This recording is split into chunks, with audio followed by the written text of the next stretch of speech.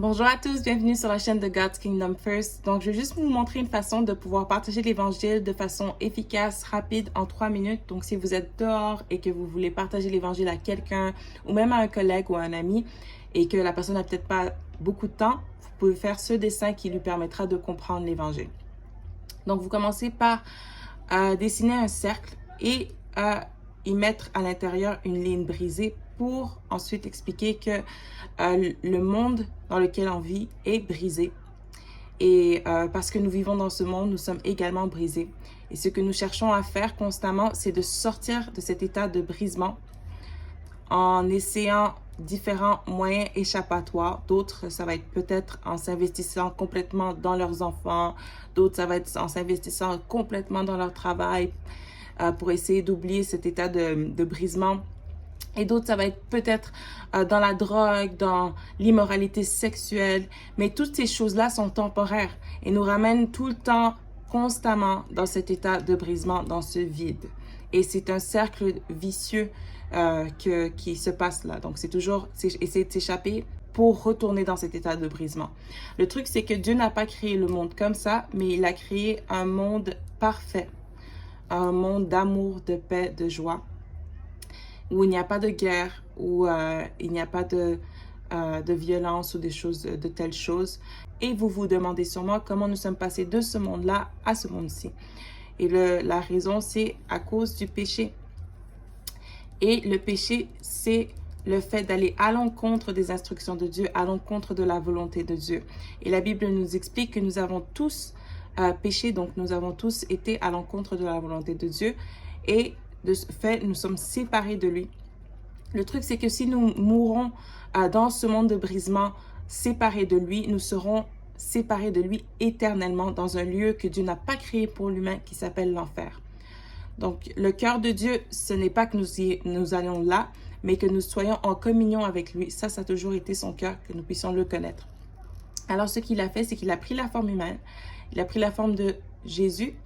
Il est venu sur terre et Jésus a vécu une vie sans péché, une vie parfaite. Et à l'âge de 30 ans, il s'est fait baptiser et il a commencé son ministère. Il a commencé à guérir les malades, à délivrer les opprimés et à prêcher, à annoncer le message de la repentance en disant « Repentez-vous car le royaume des cieux est proche ».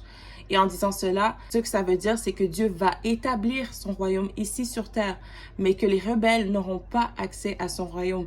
Seulement ceux qui seront nés de nouveau pourront avoir accès à ce royaume-là. Et donc, il a continué à annoncer ce message de repentance, mais il y a beaucoup de gens qui n'aimaient pas ce message-là et ont comploté pour qu'il se fasse crucifier, pour qu'il puisse mourir.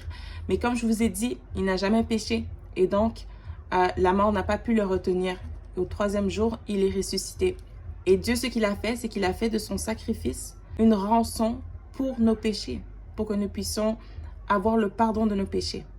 Mais le truc, c'est que le pardon de nos péchés, nous ne l'accédons pas automatiquement. Il faut que nous répondions à cet acte.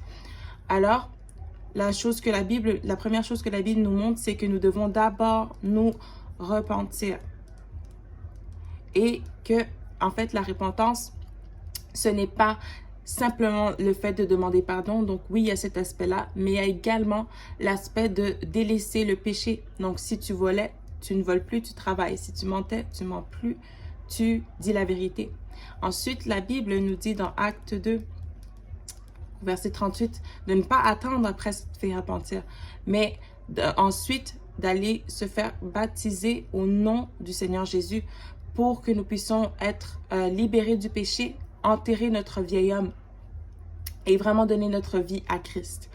Après cela, Dieu nous promet de recevoir son Saint-Esprit et que nous soyons réconciliés avec lui. Par la suite, qu'est-ce que Dieu fait? C'est qu'il vous renvoie dans le monde pour que vous puissiez être une lumière, des témoins, que Dieu a frayé un chemin pour être libéré du péché et pour le connaître. Après ça, vous pouvez demander à la personne où te situes-tu. Est-ce que tu es encore dans ce monde de brisement où par des moyens échappatoires temporaires, tu essaies de sortir, mais tu reviens toujours dans cet état de brisement? Et si c'est le cas, est-ce que tu aimerais te repentir? Ou est-ce que tu es dans le processus de la repentance ou tu t'es déjà repenti? Alors qu'est-ce qui t'attend? Qu'est-ce que tu attends pour te faire baptiser? Ou si la personne s'est déjà repentie et s'est déjà baptisée, est-ce que tu aimerais recevoir le Saint-Esprit? Et donc, ces questions-là sont importantes pour que la personne puisse se sentir impliquée par rapport à ce que vous venez de lui montrer. Après cela, vous pouvez l'inviter à prendre un café si elle veut en parler plus, ou si elle n'a pas le temps, pouvoir écrire votre numéro sur le dessin, et lui donner le papier afin qu'elle puisse garder l'image de l'évangile et votre numéro de téléphone.